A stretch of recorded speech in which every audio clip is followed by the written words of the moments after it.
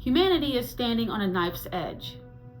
Some people call this moment a spiritual awakening, but let's be honest. That phrase alone makes half of you roll your eyes. And it's because of the stereotypes. We've all seen them. Scraggly beard, yoga pants, wooden beads. Hello, light worker. Like a bad parody of enlightenment. I know. What I'm talking about is nothing like that. It has nothing to do with crystal healing or sound baths. This is survival. Here's the thing. Words like awakening got hijacked by hippie marketing culture, and it makes the whole idea sound like some sort of happy, clappy cult. But being awake, it's not about floating in good vibes. It's about breaking the trance. It's about ripping off the blindfold while the fire is still raging.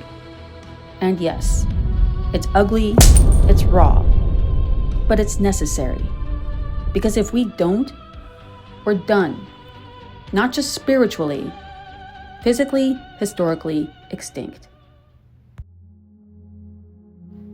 Shifts in human consciousness have happened before. There's a brief historical rundown. The Enlightenment era came after plagues, wars, church corruption, and mass suffering. The Renaissance rose after the Black Death wiped out nearly half of Europe. The Industrial Age was born in the ashes of collapsing empires and revolutions. Every shift in human consciousness came after catastrophe. Think of those as shot glasses, little sips of truth offered when the old world cracked apart. Some people drank, some didn't, and humanity staggered forward. But what's in front of us now? This isn't a shot glass. This is a chalice the size of Source itself. And once it's handed to us, we either drink or we vanish like civilizations before us. I am not the lone voice here. From Edgar Cayce's 2020 to 2040 Earth Changes window, peaking around 2030, to the Mayan long count's reset on December 21st, 2012. Dozens of systems, from Hopi prophecies of purification to neo-theosophical calls for planetary Christ consciousness, point to a shift in our time. Even mainstream system science and quantum theory speak of tipping points, early warning signal detection across climate systems, and observations in quantum collapse and habit-shifting phenomena. The consensus across modalities, from mystics to psychologists to physicists, is that we're in the window. This chalice isn't a story. It's the cosmic timeline speaking.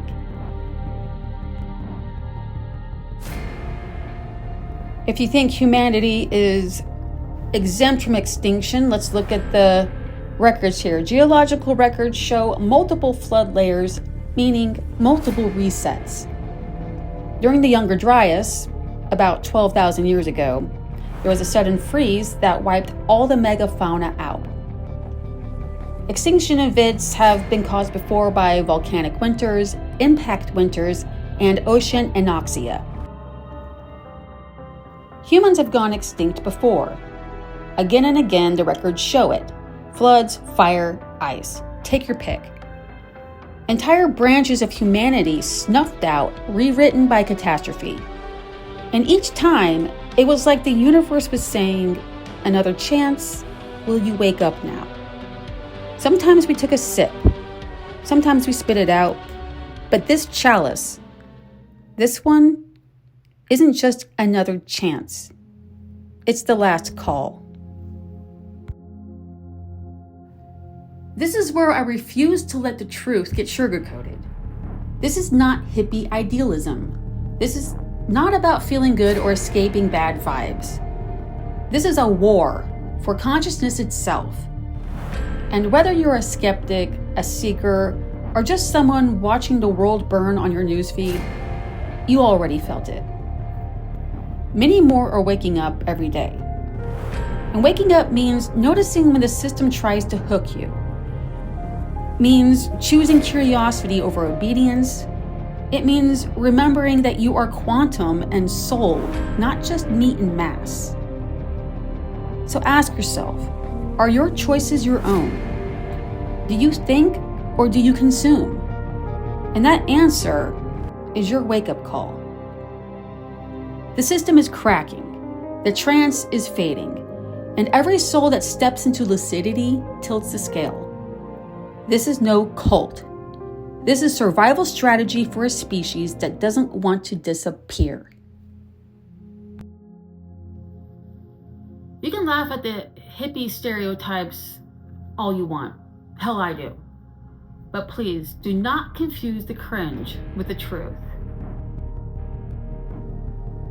Because while the circus of politics and war rages on the main stage, the real show, the paradigm shift, is happening off to the side, in the quiet, in the overlooked corners. The stakes of this shift aren't just extinction in the blood and bones sense, though that's very real. It's also the extinction of what makes us human: empathy, sovereignty, and soul. If the shift tips the wrong way, we don't only risk vanishing like the dinosaurs, we risk surviving as hollow, obedient shells. Alive, but without the spark that makes life worth living.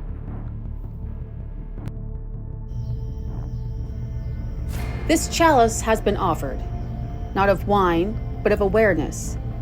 To drink is to claim the freedom that was always yours. To refuse is to wither in the flames of your own blindness.